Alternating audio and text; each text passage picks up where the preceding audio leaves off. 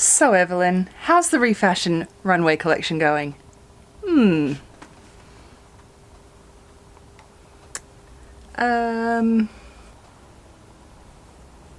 Yeah.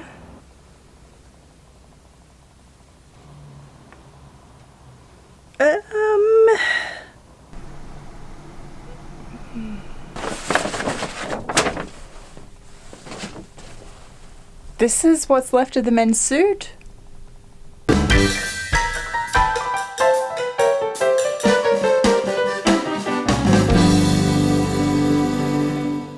I know you ladies have just been dying to see where I'm at with my refashion runway collection, right?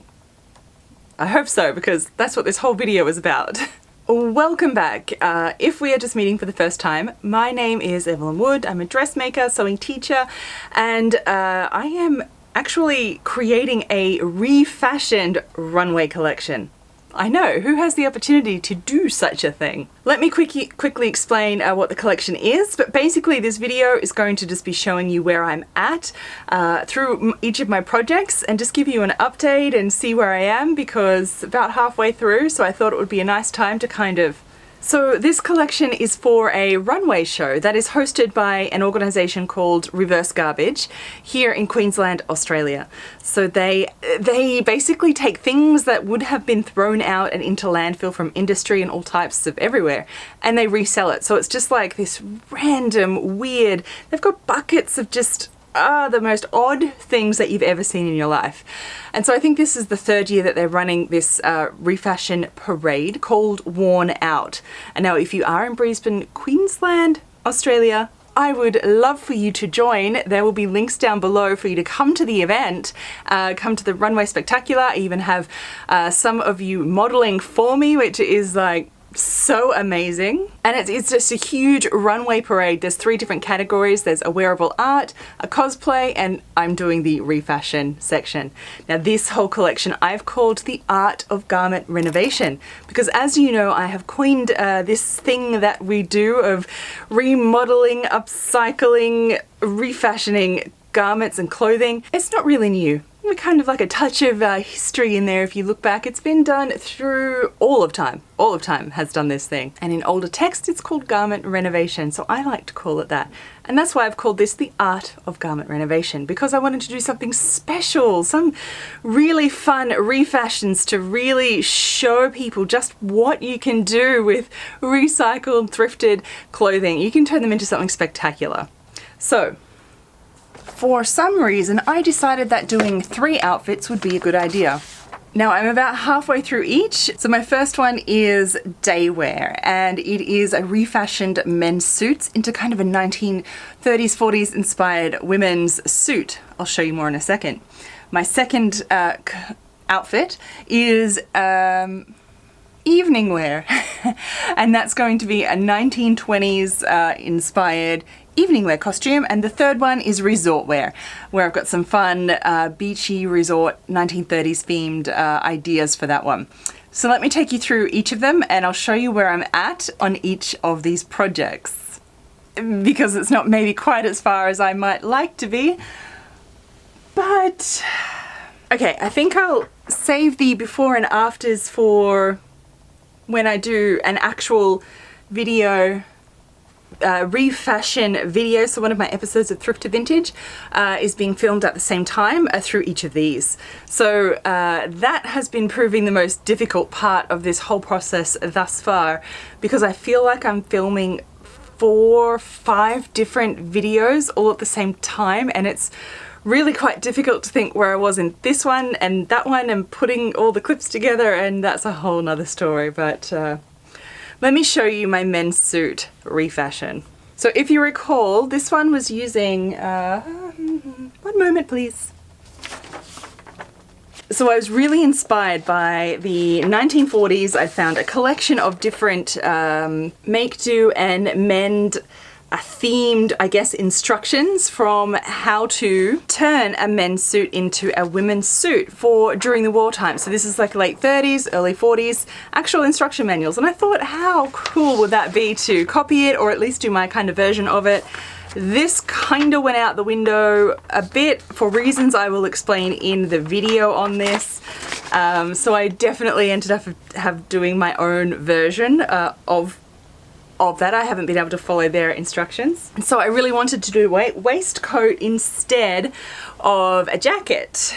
Well, the skirt is coming along very nicely. So this was the cuff of the pants, and it was actually like, you know, more like this, and I've added in triangular panels into the back and the front. It's looking really good. Fits beautifully. Took a little bit of tweaking. I had to do my Monday mending on this. That was the darning that I did because it came with a free hole. Lucky me. Fitting this jacket and making this vest has actually turned out really a lot more complicated than I even first thought that it might be. I've been able to work my way through it, but it's just been quite a process. It literally has been rebuilding the entire thing from perhaps the inside out, I guess. So I'm kind of almost done. Believe it or not, this is at its almost finished phase. So I've fitted it all, and that took a long time. So there's considerations like the pockets and where they all sit, and oh my goodness. This was the lapel that sits like here, and then the collar comes up here. So I've actually cut like this much off it. And so the outside is kind of fitted and done. And I'm really just now, what I had to do is, because it's lined, I've had to basically like remold and fit that lining inside. So hence why I've got all these like dangly bits here, and I've just basted the entire thing so it doesn't move, and I can trim all of this off, flip it all under, and as I've started to do, pin it all in place, turn it under, pin it all in place, so I can just hand stitch the whole lining inside, just like the good old-fashioned days. Oh, FYI, if you do actual tailoring, look away, don't look at this, don't judge me on this. It is not the idea of what I'm doing here. I'm just got to get this to work. So day wear is coming along. It's in the final stages. There'll be a lot of late evenings just hand sewing. I don't mind too much. I want this to be really good, so I've spent the extra time on it, and it's going to be really good. Extremely complicated, even more than I thought. I honestly probably don't try that one at home. My next darling outfit is the 1930s resort wear. So this one is inspired by, I really loved the kind of sailor style outfits that I was seeing from the 1930s. I've been wanting to make that for so long. So I decided this one, I couldn't find anything that was like one of those lovely dresses that would like change into that sailor style dress with the, I couldn't find anything. And the whole point of this is to be reusing and using up things that we already have, and I already have a lot of things. So I decided that it wasn't quite the overall look that I wanted for this particular outfit for the parade, but it suits the theme fine. And now that I've started and halfway through, I'm not even concerned about that anymore. So some of you might remember this one from one of my thrift hauls so long ago. And then I saw, well, it wasn't quite like this, it was a long dress basically, and I thought that it had potential to be turned into beach pajamas. And what screams 1930s resort wear more than beach pajamas, right? So what I decided is to turn this into beach pajamas. Halfway there. And then using some white shirts that I have, men's shirts, I'm going to create a kind of like sun shirt, over shirt style jacket thing with the sailor collar on top, which I see, you know, quite often, that kind of style where they have the overshirt. For my case, it will be sun protection. I don't know, maybe they were cold. And I'm going to turn that into the sailor outfit. The only thing I really will have to do is the navy trim that I use for this. It needs to match this exactly, because I will not be happy. The gremlins inside my head will not be happy unless this and like this are the exact matching colors. So that needs to happen. But otherwise, this turned into pants actually quite well. A lot of these gathers have gone from the front, which actually allowed me to do it into beach pajama pants. I've taken out all the lining inside because it was sort of pulling it and constricting it tighter. That miserable invisible zipper is gone from my life, no longer. And I've just been playing around with how I'm going to pleat these front sections, the extra fabric that I have. I think the one where it's in the center is going to be the winner. And then there is a whole another like conversation I have to have with myself of how I'm going to finish these raw edges. This was covered with this like cotton foil lining, so it was all hidden, but of course they're all raw, and now that they're exposed, I'm going to have to find some way to finish them. Future Evelyn's problem.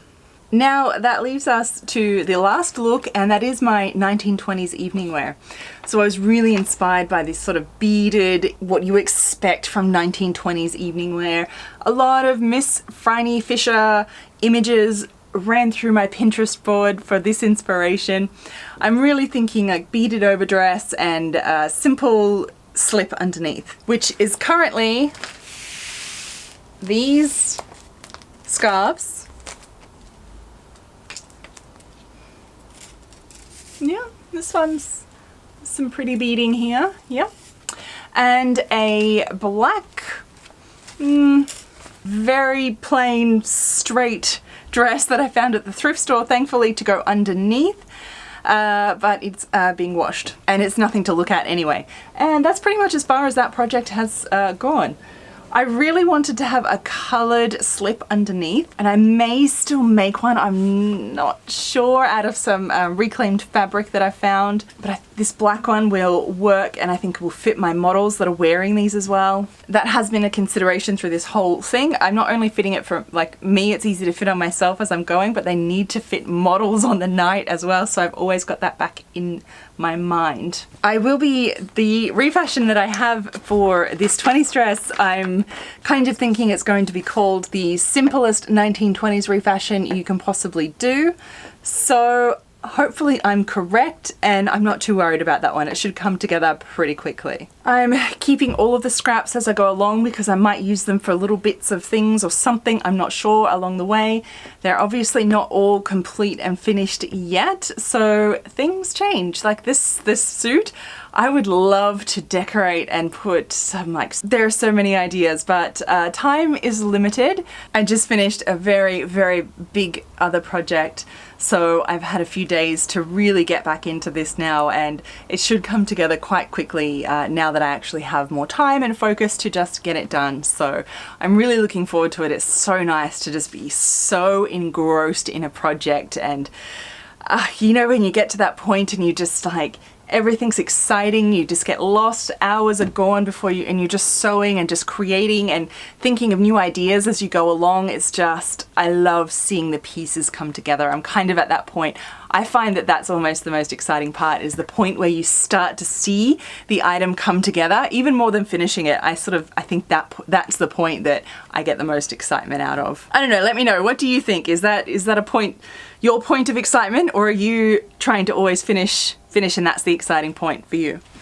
So I have about 2 weeks now, 3 weeks, until the actual event. As I said, you can come along. I would love you to if you're in Brisbane, Australia. I know most of you are not, that's halfway around the world, but I'll link down below where you can. For everybody else, there's going to be individual refashion videos for all of these. They won't be edited for a while, they will be coming out later and later, and I will do obviously a finale video where I unveil the entire collection, and I'm planning on taking the camera, you, with me backstage through the whole process. We'll see how that goes. I'd love to hear your thoughts down below. Let me know what you think. If you haven't yet, please subscribe so that you know when all of my videos come out. And don't forget, like this video if you like it. And until next time, bye. Did you notice I keep like slowly shrinking? I need a new chair.